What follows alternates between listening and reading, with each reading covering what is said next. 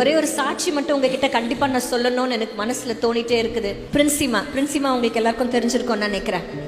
அவளுக்கு 2 பிள்ளைகள் பெற்றெடுக்கும் பொழுதும் பல வேதனைகளை அவ அடைஞ்சா. 1000 இல்ல, பல்லாயிரக்கணக்கானவர்களுக்கு ஒருத்தருக்கு தான் அந்த மாதிரி ஒரு பிரச்சனை வரும்.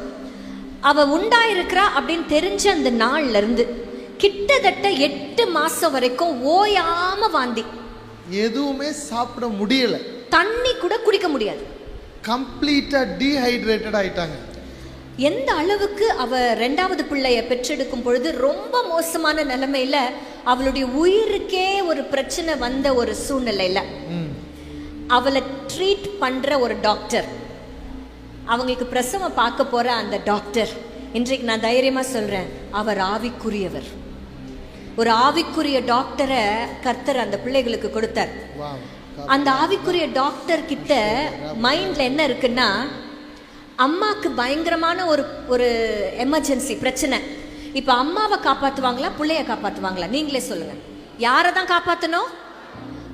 பிள்ளை போனாலும் பரவாயில்லன்ட்டு யாரை காப்பாத்தணும்? அம்மாவை காப்பாத்தணும்ட்டு சத்ருவானவன் அந்த டாக்டர் கிட்ட இந்த பிள்ளைய டெர்மினேட் பண்ணணும். இந்த வார்த்தையை டாக்டர்ஸா இருக்கிற உங்களுக்கு தெரிஞ்சிருக்கும். அபார்ஷன் பண்ணணும், டெர்மினேட் பண்ணணும் அப்படிங்கிறது மைண்ட்ல சத்ருவானவன் சொல்லி இருக்கிறான். ஆனா ஒரு நாளுக்குள்ள கூட அந்த டாக்டர், நான் சொன்னல ஆவிக்குரியவர், எல்லாவற்றையும் ஆராய்ந்து நிதானிக்கிறவர், வாய் திறந்து இந்த 2 வார்த்தைகளையும் வாய் திறந்து சொல்லவே இல்லை. அது ஒரு நாள்ல உச்ச கட்டத்துக்கு போனப்போ she refused all the treatments, எல்லாத்தையும் எடுத்துட்டு ஓரமா அப்படியே படுத்துக்கிட்டு இருக்கிறாங்க. அவங்களால வாயை திறந்து பேச முடியாத ஒரு நிலைமையில இந்த டாக்டர் எடுத்த முடிவு என்ன தெரியுமா? நான் ஜெபிக்க போகிறேன். எல்லாத்தையும் எடுத்துட்டு ஓரமா ஒரு படுக்கையில் அவங்கள போட்டுட்டு அந்த டாக்டரும் பிரின்சிமாவும் அந்நிய பாஷையில பேசி ஜெபிக்க ஆரம்பித்தாங்க. நடந்த சம்பவம் என்ன? அந்த அறை முழுவதுமாய் தேவ பிரசன்னம் நிறைந்தது. ஆவிக்குரியவன் ஆவியிலே எல்லாவற்றையும் நிதானிக்கிறான். நான் டாக்டர் என்பது முக்கியம் இல்லை, நான் ஆவிக்குரியவன் என்பதே முக்கியம்.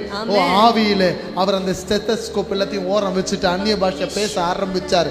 இதுவரைக்கும் ஏற்படாத ஒரு வல்லமை அந்த அறைக்குள்ளே இறங்கினது.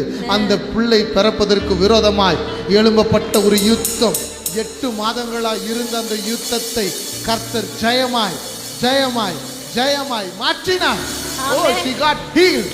அவ பிள்ளையும் பெற்றெடுத்தா. அந்த பிள்ளையை பெற்றெடுத்து முதல் வருஷம் பிறந்த நாள் அந்த டாக்டர் வந்து சாட்சி சொன்னதை நாங்க பார்த்தோம். ஆமென்.